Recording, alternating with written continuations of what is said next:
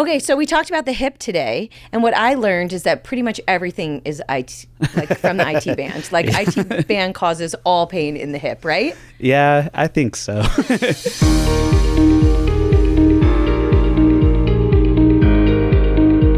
I mean, just so many patients that come and they've heard about IT band issues. It's common with runners, and they just associate laterally based pain with IT band pain, and not all of it's the IT band. I think we have a similar issue with the iliopsoas. Mm-hmm. They're like, oh, I have a, hip flexor strain.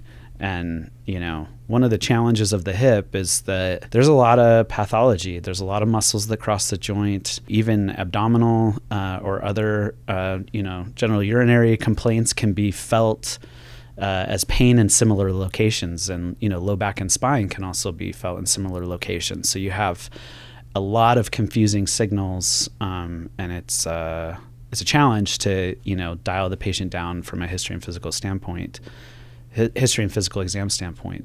to get to the right diagnosis. Yeah. So if someone comes in with that laterally based hip pain, what do you think is the best approach to kind of teasing out? Just push really hard. No, I think common things for peritrochanteric pain syndrome are pain located laterally. The patients have a very difficult time sleeping on their side. That to me is like, if you had one thing that they say that's a little bit of a buzzword, sometimes medicine's a little bit about buzzwords. If they say, hey, I'm a side sleeper and I cannot sleep on my right side, that's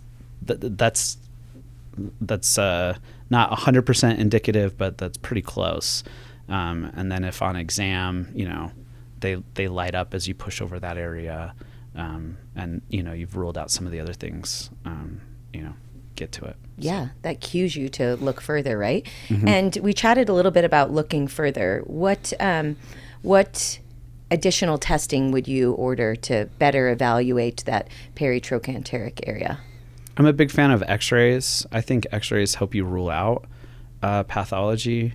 I also think x-rays help you rule in pathology. Like you can have a calcific tendinitis of the gluteus medius and minimus tendons. I think, you treat a patient with severe arthritis and this condition a little bit maybe differently than, a younger patient with like preserved joint space.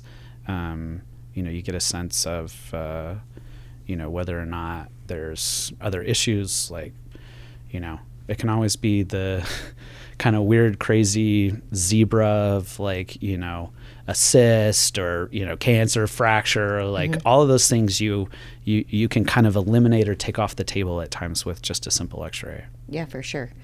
And then better looking at the soft tissues, you recommended MRI, right? Mm-hmm. Yeah. To look for those gluteal tears, right? Uh-huh. Yeah. And again, MRI can rule out a lot of things, stress fracture, small, stress reaction. And then it gives you an idea not only of the size and breadth of the tear, but the quality of the muscle. So a T1 weighted image, if you have fatty atrophy, meaning that the muscle that's associated with the tendon that's torn has like died, it turns white, and looks on MRI exactly the same as the subcutaneous fat tissue. It's the same color. It looks very similar, so we call it fatty atrophy, and gives you a little bit of an indication of the prognosis of like what surgery could potentially help with. Oftentimes patients will come in and say, yeah, I've got bursitis, just bursitis, got an injection, one injection every 3 months for years. Mm-hmm. When you hear that, when a patient says, I've gotten an injection for years over that greater trochanter, what does that immediately make you think about? It makes me worried that there's a tear, and we've been injecting a tear, a number of times. Great and bad thing about the injections is that they mask the pain. And I think that there's a role for a steroid injection in peritrochanteric pain syndrome. But I also think that we have to recognize it as a continuum, like a syndrome. And it may start as tendinopathy, or what we refer to as a bursitis. But that tendinopathy can turn into partial thickness tear, full thickness tear, and then full thickness tear with like fatty atrophy.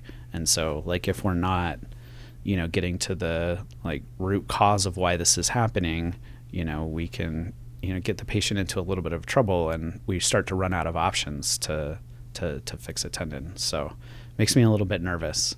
Yeah, I think that's a really important point. But I do, I think physical therapy is the most important, at least non-operative treatment. I think it's highly undervalued for this. And if you have a patient that's in so much pain there without like a full thickness, huge tear, then, a steroid injection to calm the pain down, for a time to work with physical therapy, I think is reasonable.